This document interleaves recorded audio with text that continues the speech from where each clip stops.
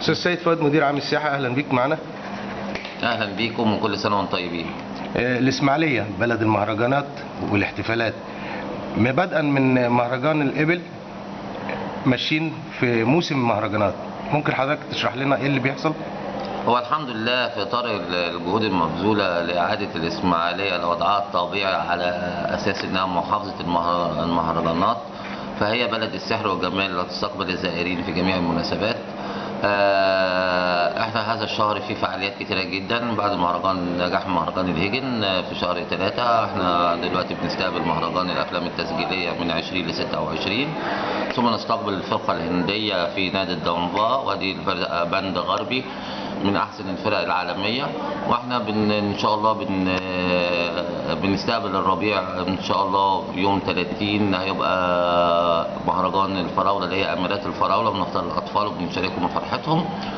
يوم 1 ان شاء الله على طريق الدائري بمناسبة افتتاح الغابة عاملين كرنفال عربات الزهور، وعاملين فرقة غنائية على مسرح الغابة، وبنستقبل فيها ضيوفنا هناك بحضور القيادات التنفيذية والشعبية على رأسهم السيد المحافظ.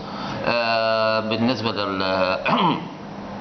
ثالث يوم اللي هو عيد شم النسيم يوم 2 بإذن الله بنستقبل الزائرين من الفجر تقريبا، بنستقبلهم بالورود وبالترحاب والمطبوعات السياحية، بنرفع كفاءة الأندية والشواطئ وانسيابية المرور، وبعدين بنكثف الحملات الأمنية مع إنشاء غرف طوارئ عمليات في المستشفيات وفي المحافظة لتغلب ومواجهة أي كوارث أو أي مشكلات تعوق الاحتفالية.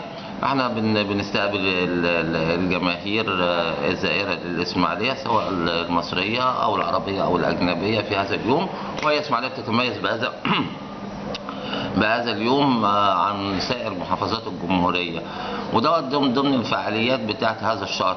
كما تحتفل الإسماعيلية طبعا باحتفالية الشاعر، تحل علينا الذكرى الأولى لوفاة الشاعر عبد الرحمن الأبنودي، وهو ده يعني طلبه اللي هو لما يتوفى يدفن في الإسماعيلية، فالإسماعيلية أرض البطولات، استشهد على أرضها العقيد ابراهيم الرفاعي والفريق عبد المنعم رياض، فهي ارض البطولات وهي بوابه مصر الشرقيه. فالاحتفاليه دي هتتضمن الشعراء العاميين والنقاد، وسوف تنقلها الاذاعات المختلفه، وهتحضر يوم كام ان شاء الله؟ ان شاء الله ديت يوم 22 شهر الحالي باذن الله. والحدث الابرز بالنسبه للمهرجانات مهرجان السينمات التسجيليه. طبعا كم دولة مشاركة؟ ان شاء الله بمشاركة 40 دولة و70 فيلم ان شاء الله مشاركين في الاحتفالية باذن الله بتاعة المهرجان الافلام لمدة كم يومية؟ من 20 ل 26 ان شاء الله. الاماكن العرض؟